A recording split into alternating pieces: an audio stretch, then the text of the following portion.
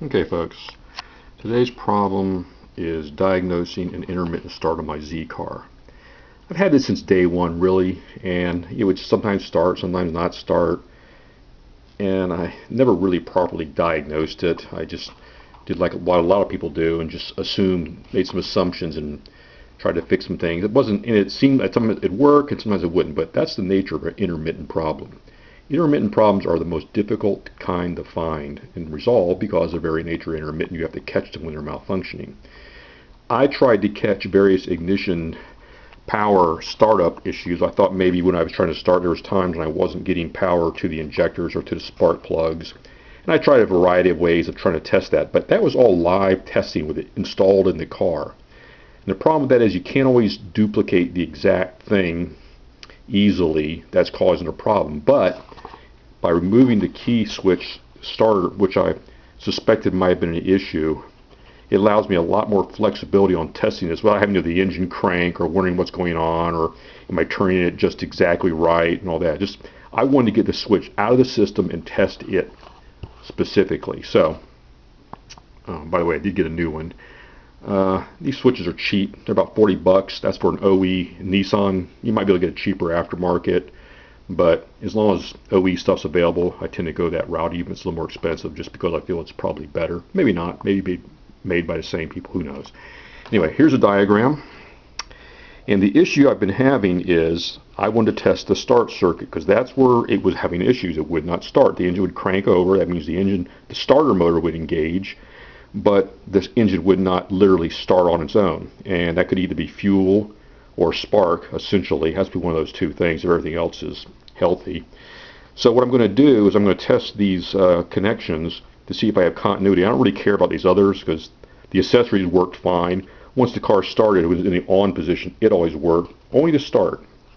So basically, we're going to look at this diagram here. We're going to look at the battery, compare the battery to the ignition and the run. I know the start, which I think is what engages the actual starter motor. I know that's not an issue because, you know, it is what it is. It starts, the starter will turn over and crank. But if the ignition drops out, then you've lost power to the to both the injectors, I believe, and to the spark module. So my main issue is, am I losing continuity between the battery and the ignition when I turn the key into the start? So bear with me while I do this. I don't know if I can set this up or not. One-handed, I'll do the best I can. I'm going to hook up my battery lead. And here's my, let's have it turned off right now. Oh wait, I'm using the continuity test. I believe I left it in the run position, so I should at this point get continuity at the ignition, which is the center, and R run. Good. Maybe not so good. I don't know where I left it now. I'm going to turn this, see if I can get this on the camera. Excuse me. Turn all the way off. Okay, it's lock, off, accessories, just to make sure that everything's working. The accessory is right over here. That's good. I shouldn't have anything else. Hope this is coming out. Accessory. So now I'm going to test the on position, which means I should have ignition and run. I'm sorry, ignition and accessory. So that would be this one only. When I switch it over to the next key click, that'll be the run position. Okay, that's good. That's the only one that should be active now. Good, good, good. Accessory and run. Now the last one, these are to start. These are the ones that have to engage when I turn the key to start mode. So let's turn this thing slowly and see what we get. Oh, look at that. I lost it. I'm going to slowly back the key off. There it is again. Off. So, yep, had it for a second, then it went away. A little on. Now it's working. Now it's off again. Turn all the way and I lose the start. So obviously there's some kind of There's some kind of issue going on there. And we'll try the ignition. That was the start, which is odd. It seemed like the starter mode would have showed me that, but maybe not. Now I'll go to the ignition. This is the one that powers up the injectors and the spark. Oh, there I go. Lost my spark. Lost my injectors.